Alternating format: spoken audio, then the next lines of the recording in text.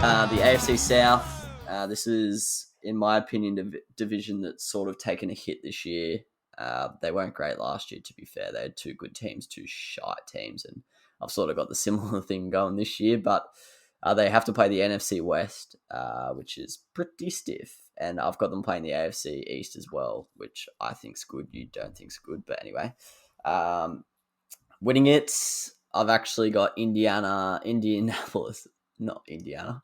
The Colts winning it this time round. The Titans just pipped them last year, but I reckon the Colts will just pip them this year. I've got them winning the same amount of games.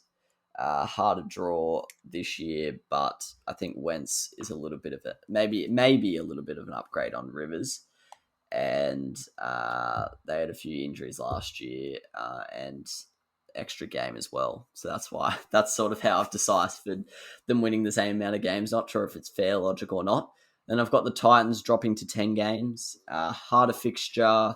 They've lost their offensive coordinator, and they've lost Jonnu Smith, Corey Davis.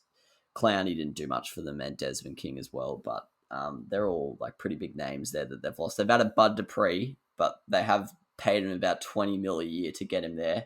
And they've also added Julio Jones, who we're not really sure if he's going to be like a top 10 receiver, a top 50 receiver. We have no idea what we'll get, but he is a legend of the game. So I've got them on 10 wins. They're a tough one to predict, I reckon. Jags on 3 wins. I had them on 2 wins, and I had the Texans on 2 wins. But then I thought, I won't disrespect the Jags like that. I gave them 3 wins, and I dropped one off Texans. So I gave Texans 1 win as well, because I don't think anyone will be offended by that.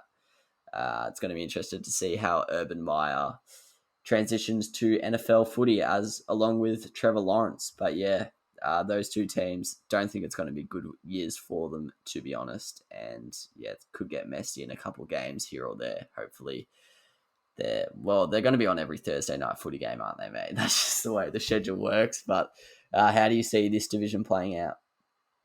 Yeah, I'm a big fan of the Titans, and I think they will pip the Colts again. I think Julio and Bud Dupree are great additions. So I've got them 11-6. Colts just behind them at 10-7. Still, I'm not convinced about Wentz, but we'll see how that goes. Jaguars, I don't know. I just think they'll improve quite a bit with Trevor Lawrence. I'm probably overrating him, but I think they'll have a similar year to the Bengals, who I gave 6-11. So I've also given the Jags 6-11, which would definitely be over their betting line. And then Texans, I want to give them 0, but I'll give them 1. Like surely it's not going to be 0. Nah, I don't reckon 0 is that feasible. I reckon they win 1 game. Jags get jumping all the way to 6. That's pretty big, mate. They're on 1 win last year. Trevor's that good, you reckon? 5 wins. Yep, they've improved their offense heaps. Brought in Marvin Jones as well. Interesting. Well, we'll have to see how that one plays out. Yeah, hopefully he has quite a few primetime games that we can watch, but I don't know if he will because it is the Jaguars. But yeah, we might have to just cop the Thursday night games that they get. But yeah, that's an interesting one. We had sort of different opinions there. I heard something on a podcast today about the Colts. I didn't really understand what they were talking about, but maybe they've got a large proportion of unvaccinated players or something, but they were saying there's some issue with the Colts to do with COVID. I'm not sure what it is, but they were saying they're going to struggle because of that. But I didn't really get what their point was, to be honest. But it's a miracle! Oh, yeah! What about that one? Unbelievable!